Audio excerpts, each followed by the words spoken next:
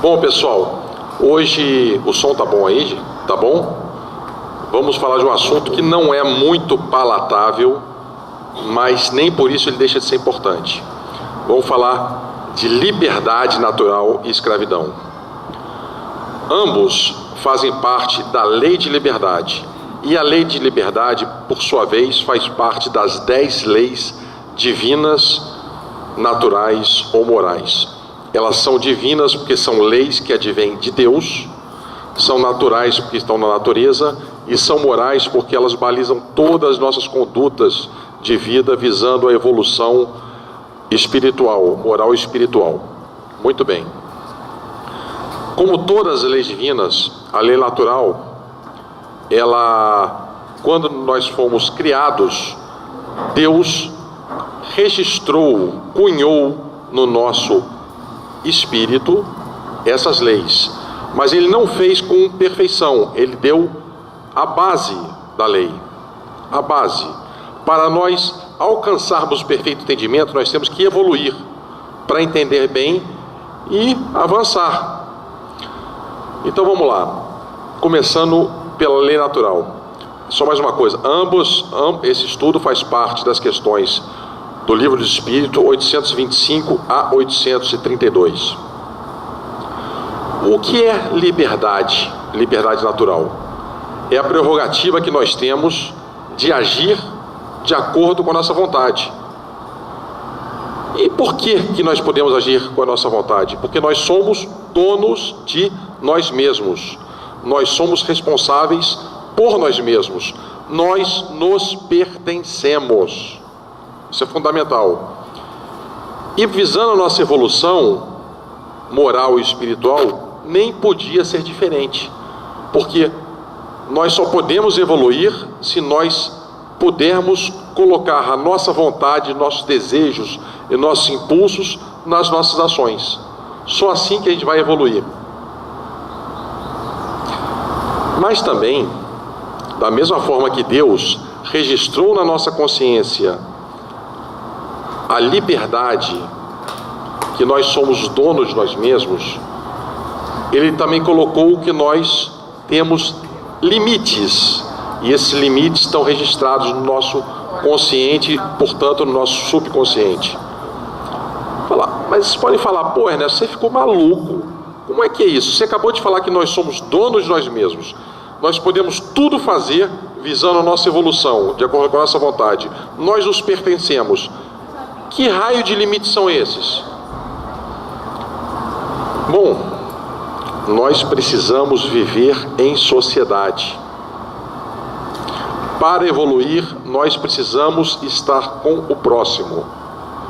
Vamos fazer uma metáfora, e esse é o momento que a Bel se esconde aqui de vergonha. Ela me deixa às vezes constrangido porque ela fica envergonhada. Vamos fazer uma metáfora aqui, bastante interessante e bem básica.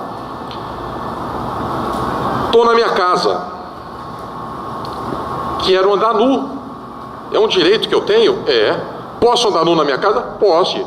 Mas é carnaval. Vou botar um cocarzinho dindinho para ficar mais bonitinho. Posso andar nu na minha casa de cocar dindinho e ficar pulando lá, sozinho? Posso. É um direito que eu tenho? É. Legítimo? Legítimo. É sua vontade, é minha vontade, eu posso fazer. Mas espera aí, perdeu a graça. Eu não quero ficar pulando nu em casa de cocarzinho dindinho. Eu quero ir para a rua. Pode? Pode. Deve? Não deve. E aí entra o que o apóstolo Paulo, foi João que falou, tudo posso, mas nem tudo me convém. Foi Paulo. Tudo posso, mas nem tudo me convém. A partir do momento que eu sair dindinho, pelado na rua, eu vou estar incomodando ou entrando no direito alheio. Posso fazer? Posso. Devo? Não deve. Não deve, vai estar incomodando e vai estar invadindo o direito do próximo. Isso significa viver em sociedade. Nós precisamos, para evoluir, viver em sociedade. E, sendo feitos, criados de forma idêntica, se eu tenho direito, você também tem, ela também tem. E nós temos que respeitar os direitos. Então, apesar de você ser dono de si mesmo, nem tudo você deve fazer, porque você vai estar invadindo o direito do próximo. Imagina uma senhora me olhando no dindinho na rua. Ela iria ficar horrorizada e logo eu ia estar invadindo um direito dela de não me ver. Isso é respeitar a individualidade alheia. Bom, aí nós chegamos a um segundo conceito de liberdade. Vamos olhar os dois. Qual é o segundo conceito de liberdade? Muito interessante. É o direito que você tem, ou que nós temos, de agir de acordo com nossos direitos, mas também de respeitar os direitos alheios. Qual é a diferença entre o primeiro conceito e o segundo conceito? O primeiro conceito, que é quando a gente tudo pode fazer de acordo com a nossa vontade, é um direito que está mais afeito ao nosso mundo, porque tem o nosso egoísmo, nossa vaidade, e nós achamos que tudo podemos, que tudo sabemos, em detrimento dos outros. Egoísmo, vaidade, orgulho. No segundo não, no segundo, respeitando o direito alheio e exercendo o seu, você já evoluiu e teve uma consciência maior de que o seu direito termina onde começa o do outro. No nosso mundo, no mundo de provas e expiações, nós estamos mais no primeiro conceito ainda. Tudo posso, de acordo com a minha vontade. Dane-se o direito do outro, porque o meu vem primeiro. Ora, não deveria ser assim. Porque quando você fala em liberdade, quais são os tipos de liberdade? Gente, vocês podem falar, hein? Vocês podem falar, podem protestar, podem complementar, devem. Quais são os tipos de liberdade que existem? Liberdade do verbo, de falar, liberdade do pensar, liberdade do agir. E todos esses direitos de liberdade são fundamentais para que nós venhamos a evoluir.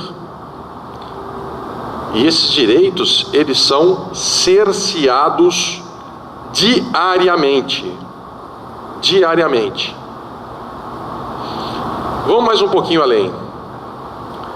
E por que eu preciso do próximo para evoluir? Por que eu preciso viver de sociedade para evoluir? Eu queria viver num mosteiro sem ninguém, sozinho, olhando as borboletas, cultivando as minhas belas flores, vendo os bichinhos. Não quero viver com gente. Vou evoluir. E se eu estiver no centro de São Gonçalo, no centro de Noão, no centro do Rio, no sol de 40 graus, levando esbarrão, levando chute na canela, qual dos dois eu vou ter mais possibilidade de evoluir? No segundo, porque eu vou ter que tomar a minha fúria interior pelo aquele calor e aquele que me deixa rubro de nervoso, aquele calor de 40 graus. Segundo, que eu vou ter que perdoar aquele que me chutou a canela. Terceiro, que eu vou ter que conviver com aquele que não pensa igual a mim. É a diversidade. Eu vou ter que aceitar e conviver com a diversidade.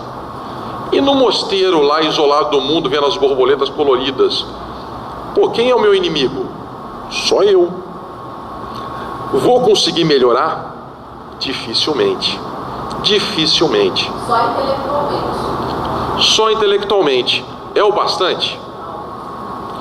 Gente, para a fila que tem do outro lado para reencarnar, e possivelmente nós, nem sempre, mas muitas vezes, nós fizemos parte dessa fila reencarnatória, clamando, pedindo pelo amor de Deus para vir para cá. Vou vir para cá para ficar contemplando? Ora, é o prenúncio de uma perda de uma oportunidade de existência, porque nós não estamos aqui para contemplar, nós estamos aqui para viver em sociedade, para nós exercitarmos o contraditório, para nós aprendermos, para nós evoluirmos, e só evolui se expondo. Quem se esconde dificilmente vai evoluir. Quando nós desencarnarmos, qual vai ser a nossa próxima oportunidade? Quantos séculos no nosso calendário a gente vai demorar para reencarnar? Será que nós vamos ter outra oportunidade reencarnatória antes do processo que nós já começamos de migração para um novo plano, para um novo mundo? Será? Se nós estamos aqui, não é melhor a gente vivenciar isso nesse momento? Não é mais barato? É mais prático. Bom, já vimos que a gente tem que evoluir, que a gente tem que viver em sociedade, que a gente tem que respeitar os direitos alheios. E por que a gente precisa disso? Porque nós fomos criados para sermos felizes. Mas eu não sou feliz. Mas foi criado para ser feliz. Mas eu não sou. Mas tem que se esforçar porque a gente tem que ser feliz. E como que a gente alcança isso? Evoluindo. E como que a gente evolui? Reencarnando. Ora, o que é a reencarnação? A reencarnação nada mais é, segundo Allan Kardec falou, de nós nascermos, morrermos e tornarmos a nascer tantas vezes quantas forem necessárias, visando nós atingirmos a nossa evolução. Isso é reencarnar. E reencarnar, nós precisamos reencarnar para evoluir. E para evoluir nós precisamos do outro. Ora, reencarnar é nós voltarmos, resgatarmos os nossos malfeitos das encarnações, das várias encarnações passadas, nós repararmos os erros do passado e nós aproveitarmos o momento para nos tornarmos dia após dia melhor, mais fraternos, mais condescendentes, mais amorosos, menos irritadiços. Isso é uma luta diária, nós vencermos a nós mesmos. Isso é evoluir. E aí a gente vai chegar à conclusão que, ora, eu queria viver sozinho. Mas se eu quiser viver sozinho, como é que eu vou reparar a falta com aquele irmão que na encarnação passada eu fiz o mal a ele? Eu não posso. Eu tenho que reencarnar com ele para reparar e resgatar o erro feito a ele. Não tem como. Vamos mais além. Uma coisinha interessantíssima. Nós estamos absolutamente interconectados, interligados. Pô, Ernesto, o que você quer falar com isso? Você está maluco? Não, eu quero falar que muitas vezes ações que intempestivamente nós tomamos, ou ações boas que nós tomamos, elas podem refletir numa centésima pessoa lá na frente que a gente nem sonha, que a gente não conhece, mas nós temos ligação. Exemplo prático disso: peguem pecinhas de dominó, ponham em pezinhas. Você é a primeira, a sua esposa a segunda, a terceira é sua filha, a quarta você não sabe mais quem é.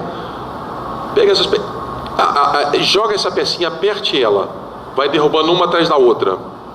Lá na 30ª peça, vai sensibilizar vai ter uma reação àquela ação. Isso quer dizer que, se eu chutar a canela da minha esposa, ela vai reclamar para a amiga vai cumprimentar com o amigo, com o marido vai falar com o filho vai chutar o cachorro vai morder o vizinho. Então, muito cuidado, que as ações em cadeia acontecem, e nós somos responsáveis em parte por essas ações. Isso quer dizer que nós somos muitas vezes responsáveis por quem a gente nem imagina que exista.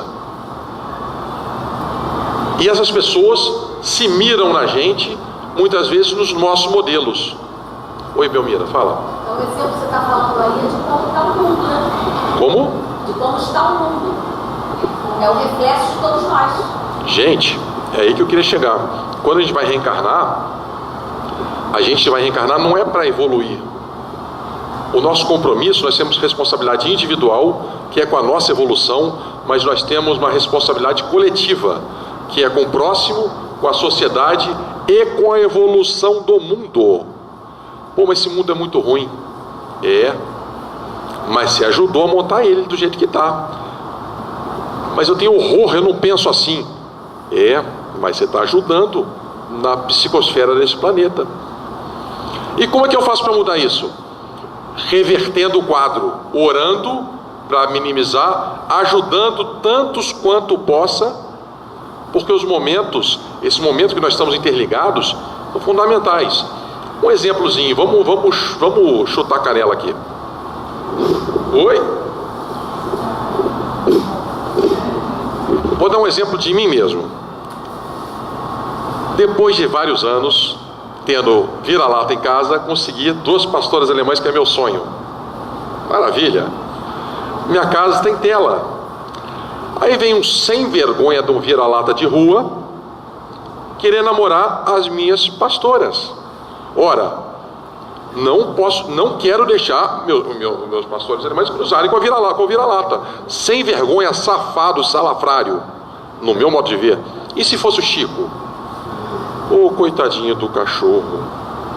Esse cachorro, ele merece um potinho d'água, ele merece uma casa, ele merece ser bem cuidado. Onde eu quero chegar? Muitas vezes, a reação ao que acontece no mundo é reflexo de nós mesmos. Um rapaz assaltou uma pessoa, bandido, sem vergonha, não devia fazer isso. Emanação mental triste.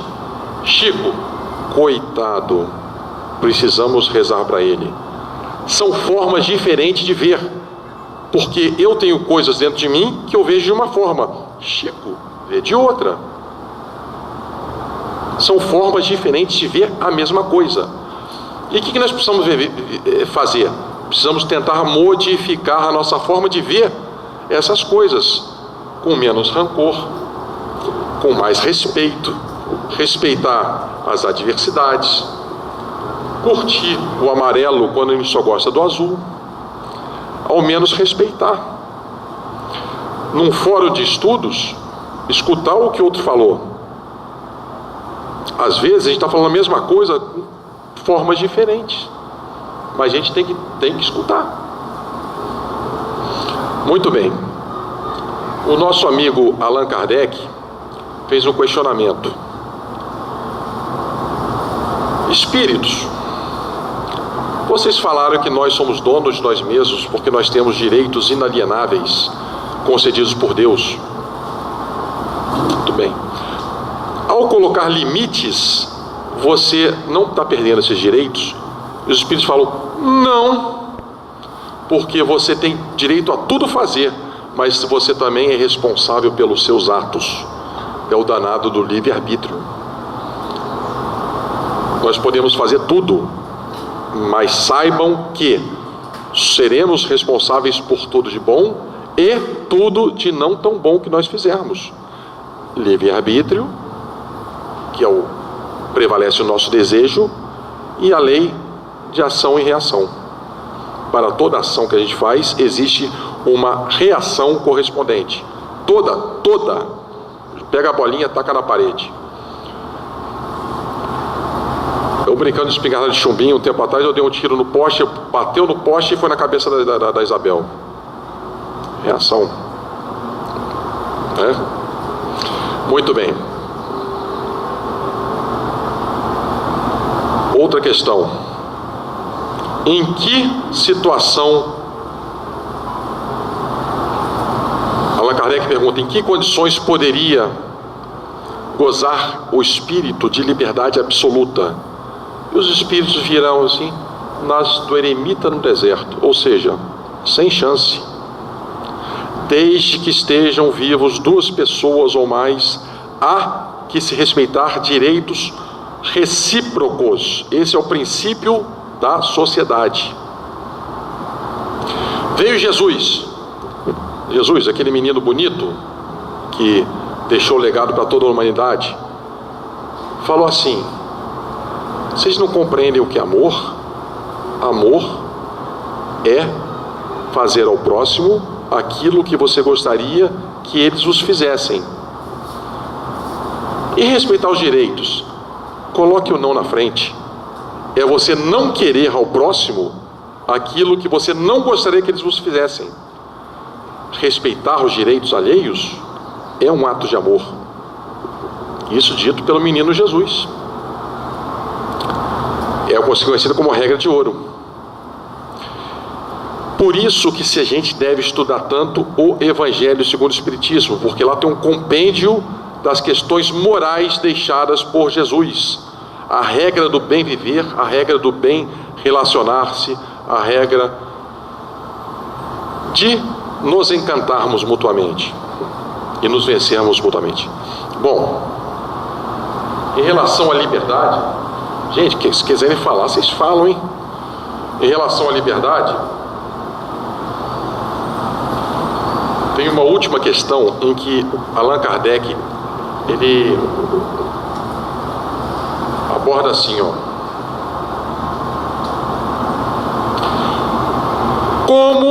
Olha só, gente, como conciliar opiniões liberais de certos homens com o despotismo utilizado no seu lar e com seus subordinados? Despotismo é a forma de governo em que impera a única vontade de uma pessoa. Liberalismo é o oposto.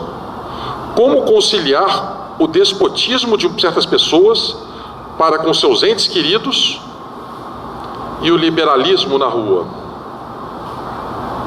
E os espíritos gentilmente, cortesmente nos falam: eles não compreenderam a lei de liberdade. Eles usam mal a lei de liberdade. E o que nós podemos falar? Que é uma mentira. É uma mentira. Não há que se falar em vidas duplas. Se existe isso, nós temos que repensar nossa vida. Porque o mesmo direito que eu tenho, a minha mulher tem, minha filha tem, até a minha sogra tem, e não devia ter, mas ela tem. Tem que respeitar o direito dela. Vamos lá. Minha filha: pai, eu quero fazer vestibular para tal coisa. Lívia, não dá dinheiro. Não dá dinheiro. Não tem emprego. Eu quero, pai. Você é louca, filha. Não faça isso. Bom, a menina foi, fez 2 faculdades. Uma que dá dinheiro e uma que não dá. Fez parte de sistema, desenvolvimento de sistemas e estatística. 2 faculdades, passou em 2 faculdades federais simultâneas e fez as 2 simultâneas e concluiu as 2 simultâneas. Fez o estágio das 2. Uma pagava 3 vezes mais e a outra 3 vezes menos. Ela ficou com qual? 3 vezes menos. É o que eu gosto. Falei, pô, legal. É o direito, ela exerceu o direito de liberdade. E eu tenho que aceitar. Onde eu quero chegar? Sem a gente se tocar, muitas vezes ou algumas vezes, a gente pode estar usurpando um direito de alguém que está muito próximo da gente. Impondo regras que podem ser perniciosas a longo tempo e podem modificar o rumo da história que estava fadada a acontecer pela sua imposição e não pela dela. Oi, amigo, pode falar. Mas só que você, como no caso, pai, como responsável, você tem a obrigação de mostrar. Mostrar, sim. Tem que ficar muito claro sempre. Sim. Eu falo porque eu tenho 2 filhos, um está fazendo curso universitário e o outro vai entrar esse ano. A obrigação sua é até de orientar. É orientar. Um quer ser professor de filosofia. Eu falei, você vai morrer de fome. Vocês desculpem quem é professor, mas... Pois é. Eu falei para ele quer estar em dúvida de filosofia e arquitetura. Eu falei, olha, se fosse você, fazer arquitetura. Você está entendendo? Sim. Como pai, como responsável, você tem a obrigação sempre de mostrar. Mas você sabe onde a gente não alcança? Sabe aonde? Engenharia é um curso maravilhoso. Passou anos e anos na Berlinda, a engenharia civil, era um curso maravilhoso há 20 anos atrás, de repente passou 10 anos no limbo, agora voltou a ser um curso altíssimo, veio esse turbulinho, caiu de novo. Então, A gente não sabe, de repente filosofia e sociologia vão ser uma profissões maravilhosas aí para frente. Quem somos nós para saber? Então, agora, dentro daquilo que a gente tem, dentro de nós temos a responsabilidade plena e o direito de orientar, mas também eu tenho o dever de aceitar. Por exemplo, namorado, não gostava do namorado dela, mas eu vou casar com ele? Não vou. Ele vai deitar na minha cama? Não vai, que eu não vou deixar. E aí?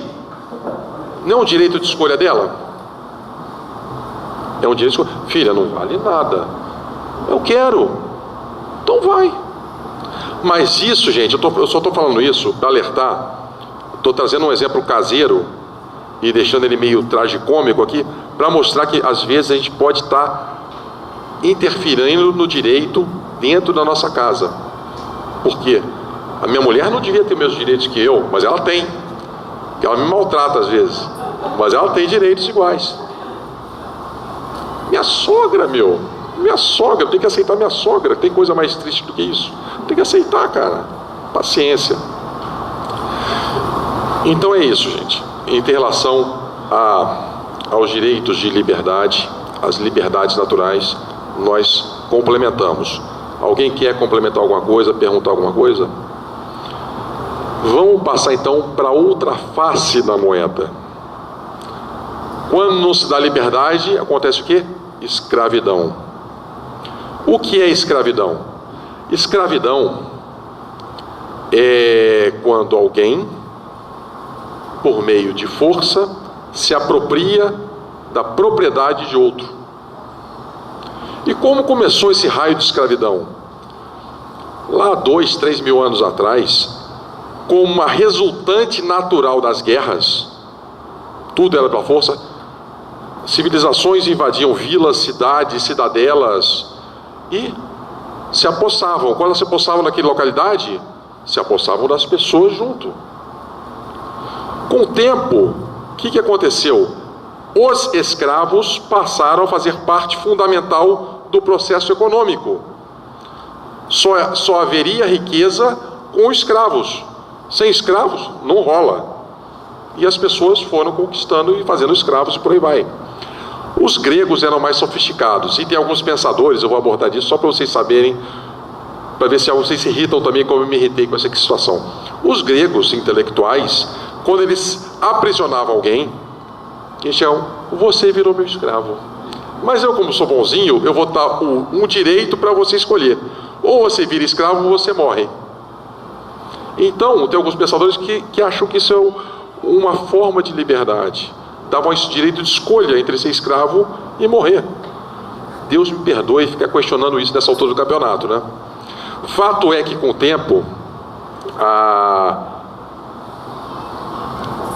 a economia, com o tempo, os escravos foram sendo oficializados, foram sendo legalmente constituídos como animais de carga, como animais.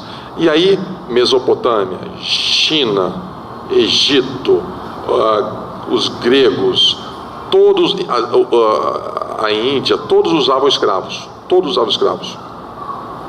Muito bem, e eles passaram a ser vendidos de acordo com seu aspecto, para quem quiser, seu aspecto físico, sua cultura, os seus dentes. Tinha gosto para tudo, mas eles eram legalmente negociados. Muito legal. Aí eu queria abordar com vocês. A gente está falando da escravidão física.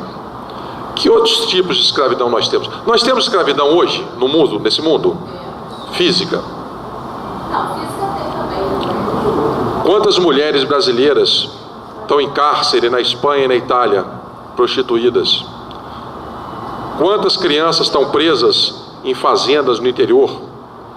Quantos imigrantes bolivianos, chineses estão trancados, recebendo um salário de miséria em São Paulo, por aí?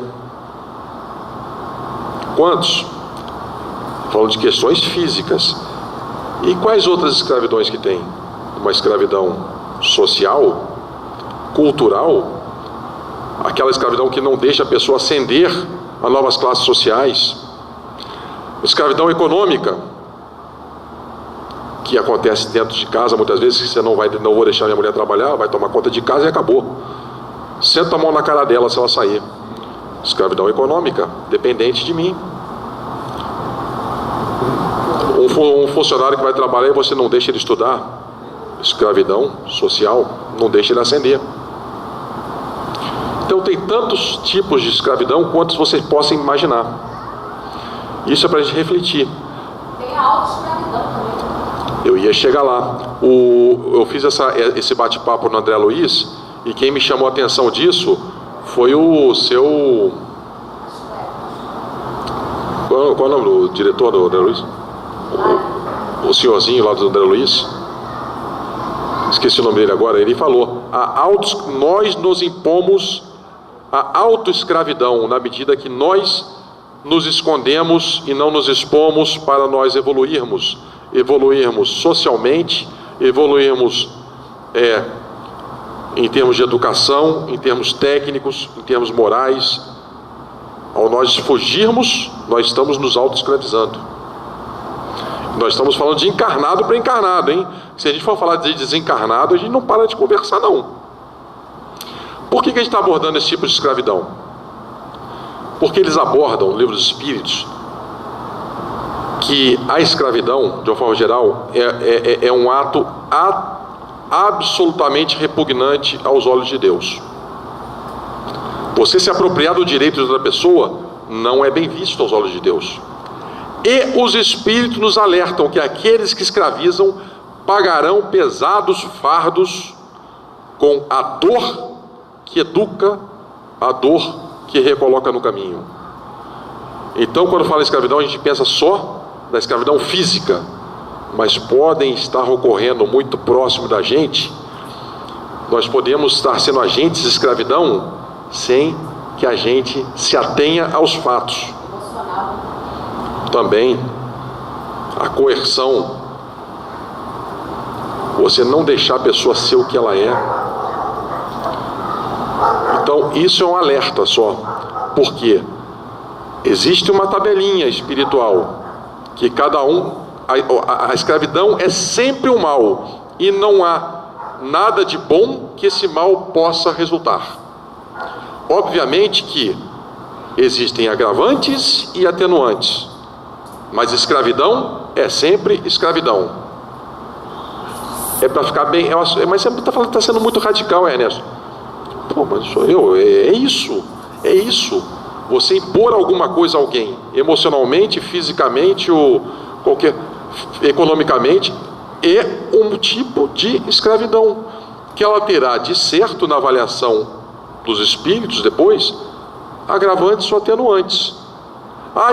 Quem vai pagar mais caro? Ou quem fez uma escravidão física ou escravidão... Não sei, a avaliação não é minha. Os espíritos vão saber. Deus está no comando. Mas é um ato repugnante, que a gente pode, volto a falar, está incorrendo sem se perceber do fato. É um item para a gente refletir. Vamos seguir. Quando a escravidão física foi legalmente aceita, tiveram pessoas que tinham até, não concordavam muito, mas como fazia parte dos usos e costumes, tinha direito, sentia direito legal. Eu não acho legal isso, mas eu tenho direito, eu vou fazer. Ora, aí Allan Kardec fala da culpabilidade relativa. Quanto mais conhecimento se tem do fato, mais responsável você é. Aí o cristianismo teve muita força, porque Moisés veio falar de um Deus único e falar que todos somos irmãos. E a partir daí, ele jogou uma pá de cal nesses argumentos das pessoas que não sabiam e falaram: somos irmãos. Somos irmãos. Não devemos escravizar o próximo. Veio o Espiritismo na figura do cristianismo redivivo, como terceira revelação, como Consolador prometido, que nos ensina que nós não devemos usar a força, não devemos coagir. Vou falar bonito aqui, peraí. apontar os homens seus verdadeiros caminhos longe da força, da ambição, do egoísmo e do domínio. O Espiritismo nos ensina isso. E aí vem Allan Kardec e pergunta: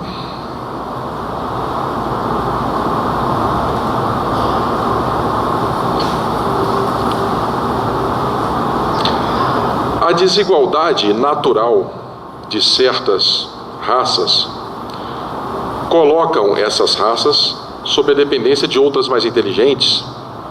Isso é fato?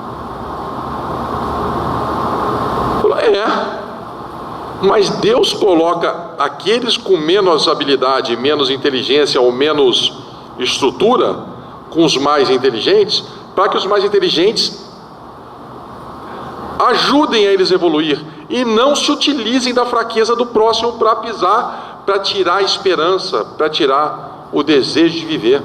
É o contrário.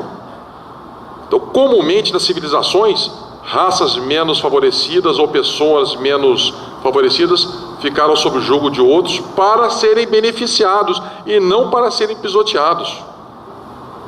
Isso é escravidão.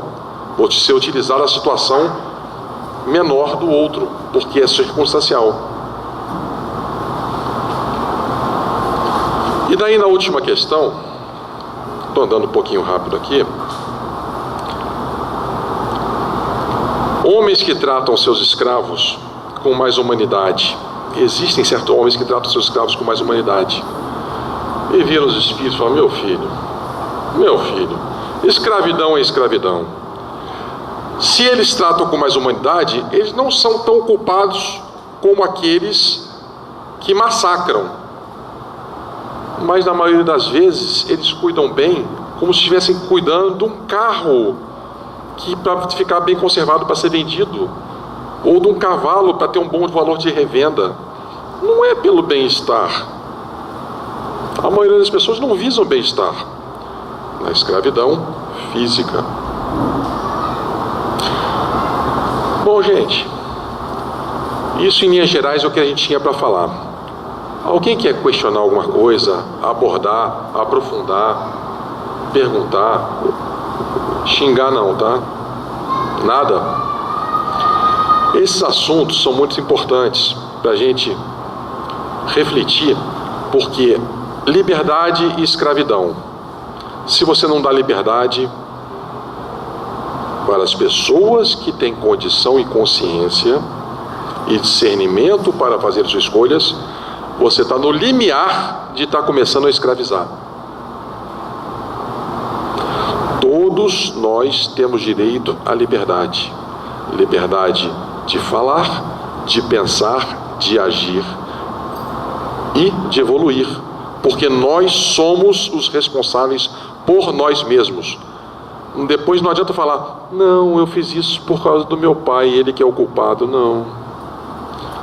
O pai vai ser culpado e vai ter sua parcela de culpa, mas aquele que fez também tem. Todos aí não tem inocente. Bom, gente, era isso que a gente tinha para falar. Ninguém está querendo fazer nenhuma pergunta, nada, não? Eu acabei cedo demais. Faltam 15 minutos. Você já falou em relação à lei da liberdade, né? E pegando a escravidão. No começo você nunca tinha falado de respeitar o próximo, fazer o próximo que quer que faça você, né? Então, se nós respeitarmos o outro verdadeiramente, ou fazer exatamente como mandou Jesus quando ele resumiu as leis de Moisés, amar a Deus por todas as coisas, ao próximo como a si mesmo, significa que quando você respeita, você ama, essa escravidão não há nem que se cogitar, porque você vai conseguir viver em sociedade, viver com liberdade, fazer todas as passagens com todas as leis, né, que são as leis que aproximam o nome de Deus, e vai conseguir evoluir, né? Eu achei genial quando Jesus deixou a redução máxima do amor, amar ao próximo, fazer ao próximo aquilo que gostaria que eles fizessem. Isso é amor. Se você colocar um não na frente, não fazer ao próximo o direito à individualidade de cada um. Logo, com um não na frente ou sem um não, ambos são amor. Então, você respeitar o direito do outro, os direitos fundamentais que estão nas leis divinas, todos que estão nas leis divinas, naturais ou morais, é você amar. E quando você ama verdadeiramente, você respeita verdadeiramente, você ama. E quando você ama, você tende a não cair nas armadilhas da vida, que muitas vezes te levam por caminhos que você acaba fazendo uma coisa que não queria estar fazendo, e você faz, às vezes, sem querer, por falta de reflexão, única e exclusivamente. Você falou também aí, você começou falando sobre a felicidade, e realmente bem isso, né, quando a reforma do discurso das leis naturais, né, e ele fala que são leis de Deus, ele fala também que é o único caminho que leva o homem à felicidade, né, a questão 614, né, quando ele fala que a gente cumprindo as leis naturais, todas elas, as leis divinas, que é o caminho que ensina o homem o que ele deve fazer e o que ele não deve fazer para ser feliz na medida do possível no nosso planeta de volta. Eu não, é isso. E alguém já veio aqui falar das leis divinas, ô Belmira? Leis morais, divinas ou naturais? É fundamental saber que, assim como Moisés recebeu mediunicamente os 10 mandamentos, que era o balizamento divino para levar aquela multidão, as leis naturais, divinas ou morais, que são 10 também, é a atualização dos 10 mandamentos, numa forma muito mais extensa e muito mais ampla. Então todos nós devíamos, pelo menos, dar uma lida, porque isso ia ajudar muito a gente a entender o mundo que nós estamos, aonde nós devemos pisar, até onde nós podemos ir e como nós devemos respeitar o próximo. Por quê? Porque se nós fizermos isso, nós estamos evoluindo. E quem souber fazer tudo aquilo, não vai estar aqui, vai estar no mundo celestial. Então é fundamental. Gente, era isso. Vou poupar vocês aqui das minhas dores, tá? Eu, se fosse Belmira, não chamava mais, porque tem opções melhores por aí, mas estamos sempre dispostos a cobrir buracos, tá bom? É isso aí, gente. Um abraço.